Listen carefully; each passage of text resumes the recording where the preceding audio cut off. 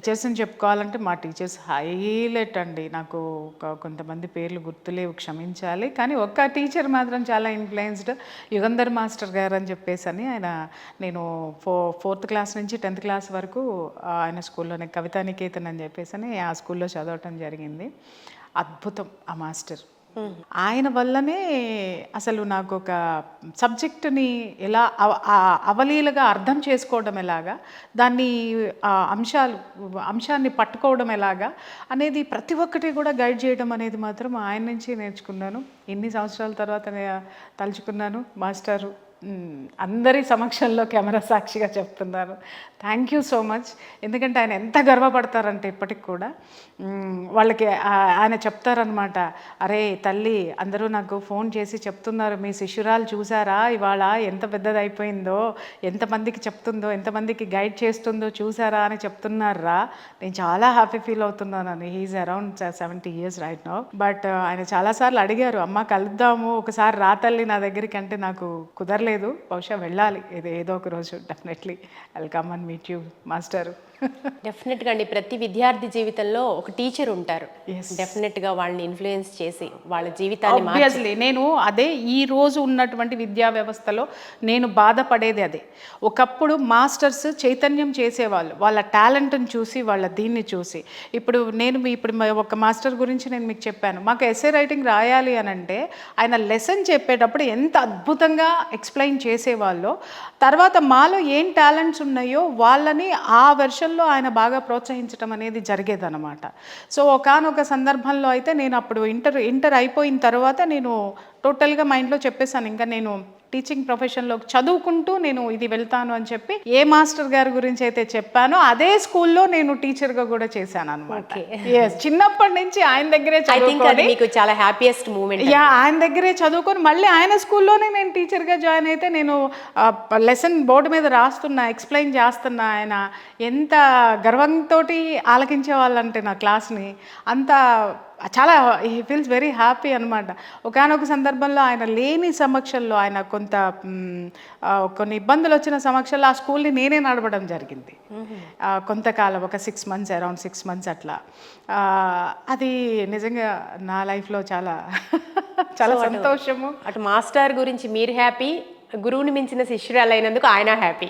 అంటే గురువుని మించిన శిష్యురాలు అని అనకూడదమ్మా, ఎందుకంటే ఎప్పుడు కూడా ఓనమాలు నేర్పింది, వాళ్ళు నేర్పిన ఓనమాలే, వాళ్ళు ఇచ్చినటువంటి జ్ఞానమే ఇది వచ్చింది.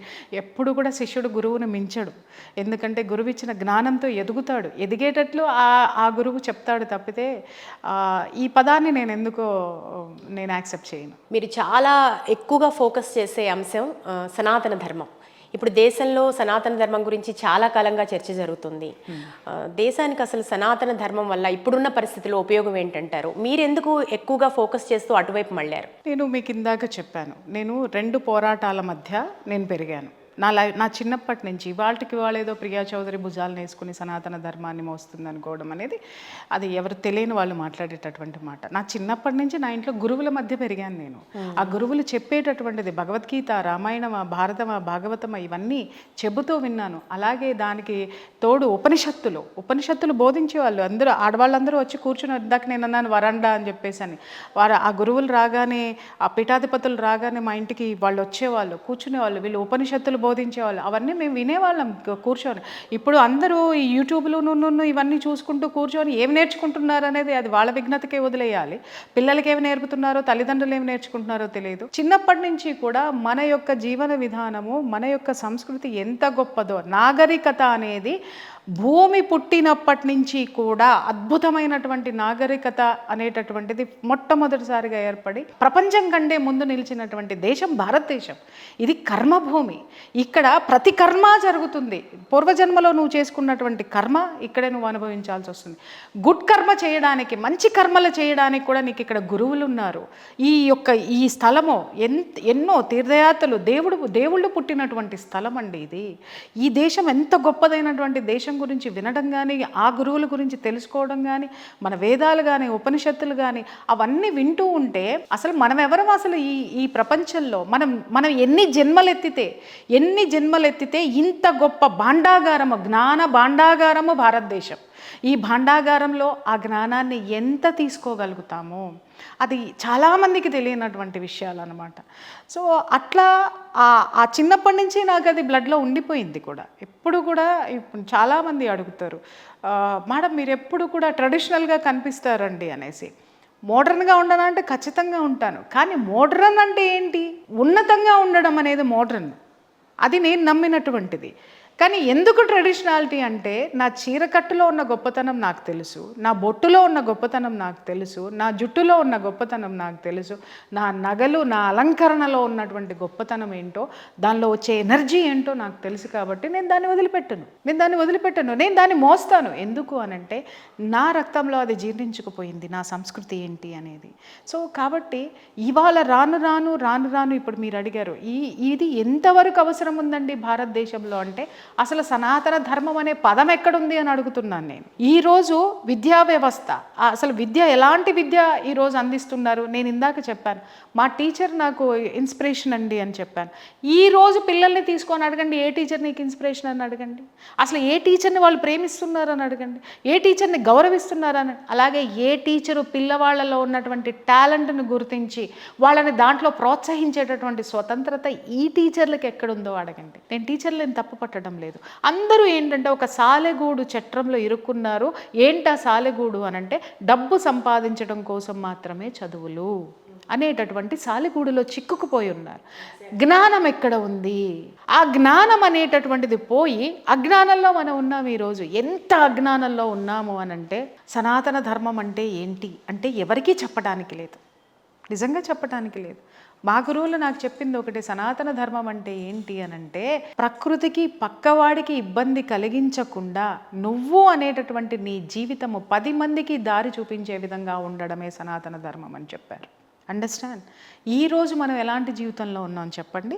హై వాల్యూమ్ పెట్టేసుకుంటాం, హై వాల్యూమ్ పెట్టేసుకుని పక్క ఫ్లాట్ ఆడి ఎట్టపోతే నాకెందుకు, నేను ఉంటా. హై స్పీడ్లో రోడ్డు మీద వెళ్ళిపోతూ ఉంటారు, 150 స్పీడ్లో వెళ్ళిపోతూ ఉంటారు. ఎన్ని యాక్సిడెంట్లు జరుగుతూ ఉంటాయో ఎవరికి తెలుసు? ధర్మం అనేది ఎవరికి పట్టింది? ధర్మం అంటే ఏంటి తల్లి? అది ఎవరికి తెలియదు. ఇవన్నీ ఈరోజు నేర్పాల్సినటువంటి అవసరం ఉంది. అది లేదు. మీరు అనొచ్చు, మీరు ఇందాక అడిగారు ఏంటంటే అది ఈ దేశానికి ఎందుకు అవసరం అంటే, ఒక పెళ్ళికి వెళ్తున్నాను, ఇవాళ నేను పెళ్ళిళ్ళకి వెళ్ళడం మానేశాను. దయచేసి ఎవరు ఏమనుకోకండి, నన్ను పిలవద్దు కూడా. ఎందుకు? కారణం ఏంటి? ఎందుకంటేనమ్మా ఒకప్పుడు పెళ్లి చూడడం అంటే పెళ్లి కూతురు కూర్చుంటే పెళ్లి కూతురు వెనక కనీసం 10-15 మంది కూర్చునేవాళ్ళు. పిల్లలు కానీ పెద్దోళ్ళు కానీ లంగా ఓణీలు వేసుకుని పెళ్లి కావాల్సిన పిల్లలు కూర్చునేవాళ్ళు. అలాగే ఒక 2 పెద్దోళ్ళు నుంచునేవాళ్ళు, ఏది ఆ క్రతువులు చేయించడానికి, మంచి చెడు చెప్పడానికి, అవన్నీ అందించడానికి. అలాగే ఇటు పెళ్లి కొడుకు వెనకాల పెళ్లి కొడుకు ఫ్రెండ్స్ కూర్చొని ఉండేవాళ్ళు. ఎంత సరదాగా సందడిగా పెళ్లి సందడి అంటారు. ఓకే, సందడి కాస్త ఈరోజు ఎద్దడిగా మారిపోయిందన్నమాట.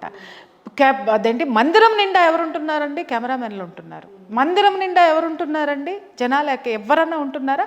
10-15 మంది కెమెరాలు ఉండేసి 4-5 కెమెరాలు పట్టుకుని బ్రాహ్మణుణ్ణి కనీసం ఒక క్రతువు చేయనిస్తున్నారా అండి? ఒక్క మాట. ఫస్ట్ బ్రాహ్మణుడు పెళ్లికి ముందు గౌరీదేవి వ్రతం చేసి కంకణం కడతాడు. పొద్దున్నే మార్నింగ్ పూజ చేసి కంకణం కడతాడు. ఆ కంకణానికి అర్థం ఏంటో చెప్పండి.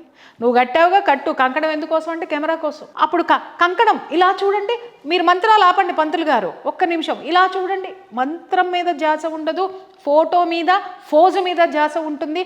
ఆ కంకణము ఈ యొక్క బ్రాహ్మణుడు ఇచ్చేటటువంటి మంత్రం నుంచి వచ్చేటటువంటి శబ్దము ఏదైతే ఉందో ఆ శబ్ద తరంగాలు ఆ పెళ్లి కొడుకు కానీ పెళ్లి కూతురు చుట్టూ ఒక రక్షణా వలయం కింద ఏర్పడతాయి. మనిషి జీవితంలో ఒక ప్రైవసీ అనేది లేదు. రక్షణా వలయం కింద ఎందుకు ఏర్పడతాయి అంటే దానికి ఒక అర్థం ఉంది. ఇట్స్ ఎ వాస్ట్ సబ్జెక్ట్ అమ్మా, నేను చెప్తున్నాను కదా.